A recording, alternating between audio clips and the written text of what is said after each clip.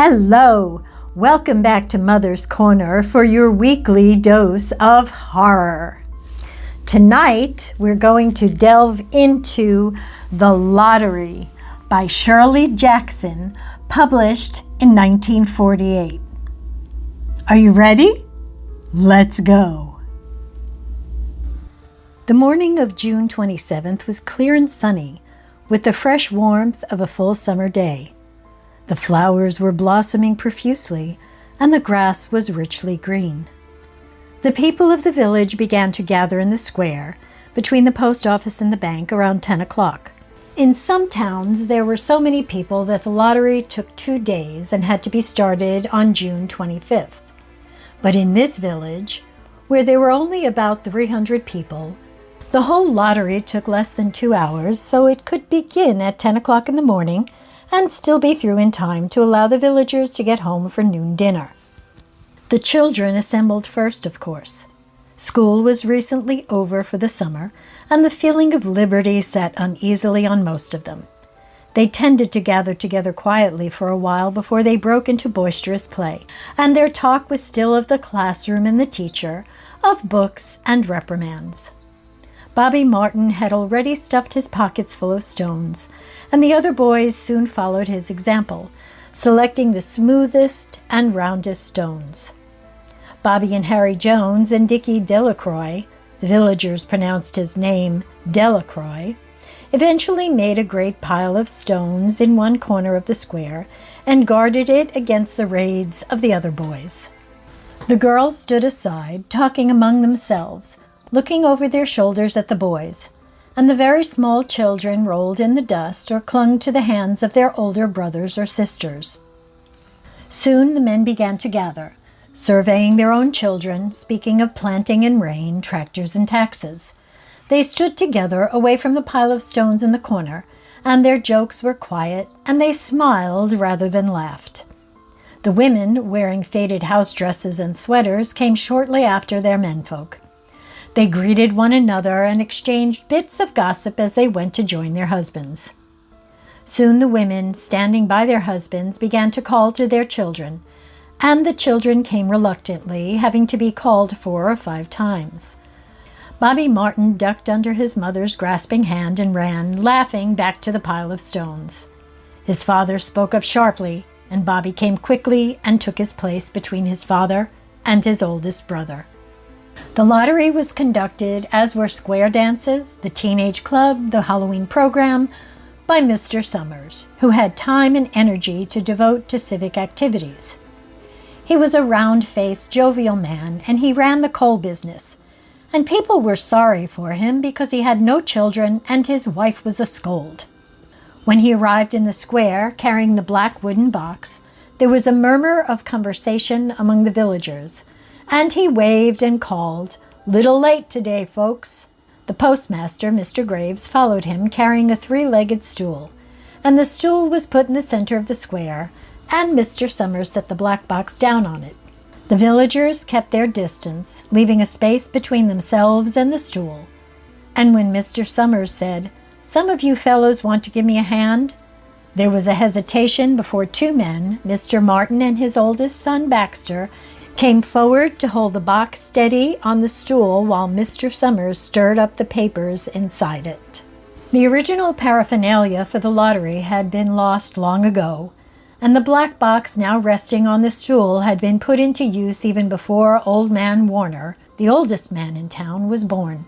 Mr. Summers spoke frequently to the villagers about making a new box, but no one liked to upset even as much tradition as was represented by the black box.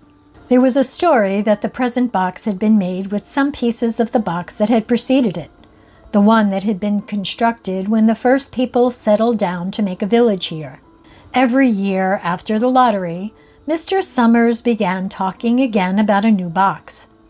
But every year the subject was allowed to fade off without anything's being done. The black box grew shabbier each year.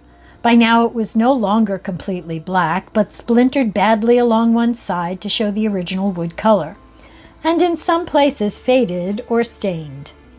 Mr. Martin and his oldest son Baxter held the black box securely on the stool until Mr. Summers had stirred the papers thoroughly with his hand.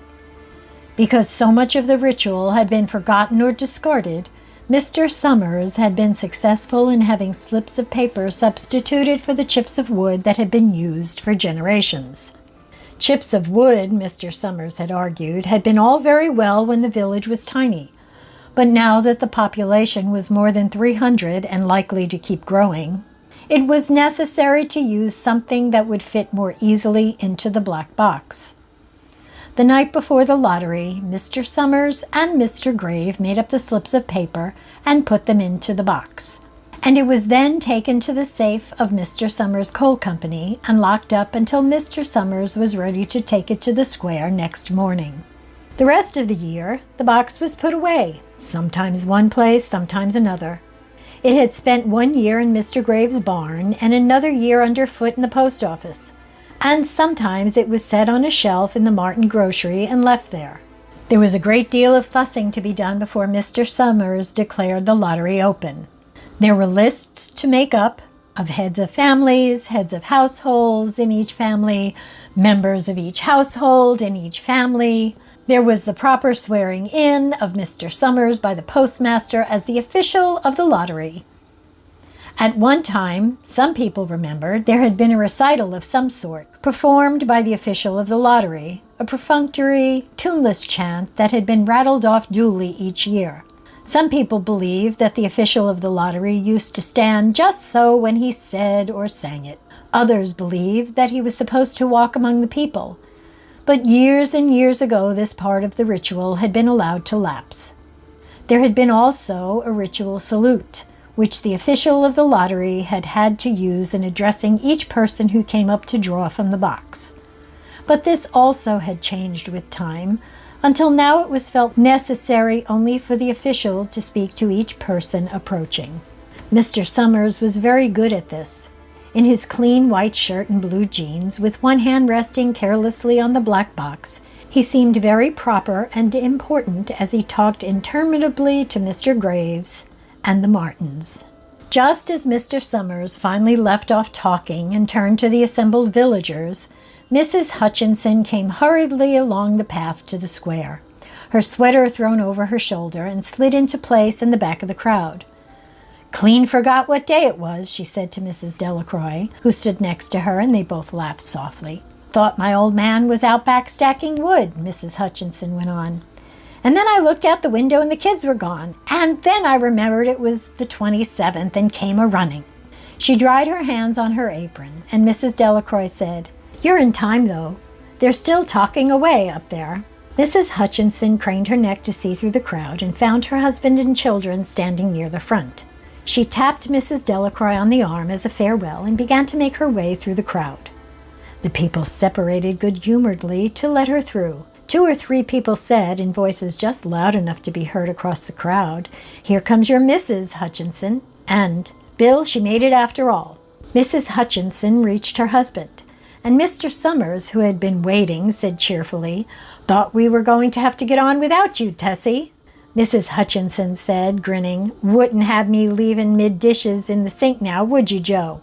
And soft laughter ran through the crowd as the people stirred back into position after Mrs. Hutchinson's arrival. "Well now," Mr. Summers said soberly, "guess we better get started. Get this over with so's we can go back to work. Anybody ain't here?" "Dunbar," several people said. "Dunbar, Dunbar." Mr. Summers consulted his list. "Clyde Dunbar," he said. "That's right. He's broke his leg, hasn't he? Who's drawing for him?" "Me, I guess," a woman said, and Mr. Summers turned to look at her. "Wife draws for her husband," Mr. Summers said. "Don't you have a grown boy to do it for you, Janie?" Although Mr. Summers and everyone else in the village knew the answer perfectly well, it was the business of the official of the lottery to ask such questions formally. Mr. Summers waited with an expression of polite interest while Mrs. Dunbar answered. "Horace is not but 16 yet," Mrs. Dunbar said regretfully. "Guess I got to fill in for the old man this year." "Right," Mr. Summers said. He made a note on the list he was holding. Then he asked, "Watson boy drawing this year?" A tall boy in the crowd raised his hand. "Here," he said. I'm drawing from my mother and me." He blinked his eyes nervously and ducked his head as several voices in the crowd said things like, "Good fellow, Jack," and "Glad to see your mother's got a man to do it." "Well," Mr. Summers said, "guess that's everyone." "Old man Warner make it?" "Here," a voice said, and Mr. Summers nodded. A sudden hush fell on the crowd as Mr. Summers cleared his throat and looked at the list. "All ready?" he called. "Now I'll read the names, heads of families first, and the men come up and take a paper out of the box. Keep the paper folded in your hand without looking at it until everyone has had a turn. Everything clear?" The people had done it so many times that they only half listened to the directions. Most of them were quiet, wetting their lips, not looking around. Then Mr. Summers raised one hand high and said, "Adams." A man disengaged himself from the crowd and came forward. "Hi, Steve," Mr. Summers said, and Mr. Adams said, "Hi, Joe." They grinned at one another humorlessly and nervously. Then Mr. Adams reached into the black box and took out a folded paper. He held it firmly by one corner as he turned and went hastily back to his place in the crowd, where he stood a little apart from his family, not looking down at his hand. "Allen," Mr. Summers said. "Anderson. Bentham." "Seems like there's no time at all between lotteries anymore," Mrs. Delacroix said to Mrs. Graves in the back row. "Seems like we got through with the last one only last week." "Time sure goes fast," Mrs. Graves said. "Clark, Delacroix." "There goes my old man," Mrs. Delacroix said. She held her breath while her husband went forward. "Dunbar," Mr. Summers said, and Mrs. Dunbar went steadily to the box, while one of the women said, "Go on, Janie," and another said, "There she goes." "Where next?" Mrs. Graves said. She watched while Mr. Graves came around from the side of the box, greeted Mr. Summers gravely, and selected a slip of paper from the box. By now, all through the crowd, there were men holding the small folded papers in their large hands, turning them over and over nervously. Mrs. Dunbar and her two sons stood together, Mrs. Dunbar holding the slip of paper. "Harbert, Hutchinson." "Get up there, Bill," Mrs. Hutchinson said, and the people near her laughed. "Jones." "They do say," Mr. Adams said to Old Man Warner, who stood next to him, "that over in the North Village they're talking of giving up the lottery." Old Man Warner snorted. "Pack of fools," he said. "Listening to the young folks, nothing's good enough for them. Next thing you know, they'll be wanting to go back to living in caves. Nobody work anymore. Live that way for a while. Used to be a saving about lottery in June, corn be heavy soon. First thing you know, we'll all be eating stewed chickweed and acorns. There's always been a lottery," he added petulantly. "Bad enough to see young Joe Summers up there joking with everybody." "Some places have already quit lotteries," Mrs. Adams said. "Nothing but trouble in that," Old Man Warner said stoutly. "Pack of young fools." Martin, and Bobby Martin watched his father go forward. "Overdyke, Percy." "I wish they'd hurry," Mrs. Dunbar said to her older son. "I wish they'd hurry." "They're almost through," her son said. "You get ready to run tell Dad," Mrs. Dunbar said.